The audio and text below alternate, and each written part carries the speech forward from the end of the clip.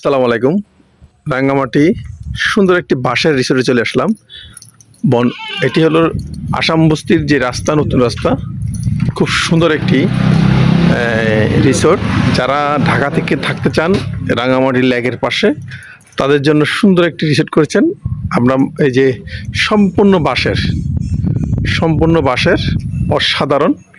আজকে রাঙ্গামাটিতে যাওয়ার পথে আমি রিসোর্টটা দেখে মনটা যদি আমি গত বছর এই রিসোর্টটার একটা ভিডিও দিয়েছিলাম। আপনার আমার কাছে কোথায় এটা, কি কোন জায়গায় অবস্থান, একটু তথ্য দেওয়ার জন্য আজকে কমপ্লিট হওয়ার পরে আসলাম। আর এখানে আমাদের বাপ্পিদা আছেন। বাপ্পিদা, নমস্কার। আপনার রিসোর্টটা আবার আসলাম ভাই। সে দেখে গেলাম এক বছর আগে। এক বছর হবে না? 1 বছর হবে। হ্যাঁ, গত শীতে দেখে গেছিলাম, এখানে বসেছিলাম রোদে। তখন আমাদের রিসোর্টগুলো চালু হয়নি, শুধু তখন আমাদের রেস্টুরেন্ট ছিল আর কি। আচ্ছা, এখন আপনাদের যে রিসোর্টগুলো, এগুলো কি সব এসি না নন এসি? এগুলোতে সবগুলো এসি আর গিজার দেওয়া আছে। গিজার দেওয়া আছে, ঠান্ডা। আচ্ছা, মনে করেন যারা রাঙামাটি থেকে এই যে লেক ভিউ দেখতে আসবে আপনার এখানে, তাহলে এদের জন্য এখানে সম্পূর্ণ তো কোনো সমস্যা নাই? না, এখানে কোনো ধরনের অসুবিধা হবে না। এখানে আপনাদের সকল ধরনের সুবিধার জন্য আমরা আপনাদের সাহায্য করব।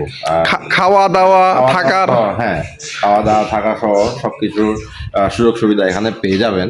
আর এখানে আপনাদের কোনো অসুবিধার জন্য আপনাদের সাথে থাকবে হচ্ছে সার্বক্ষণিকভাবে আমাদের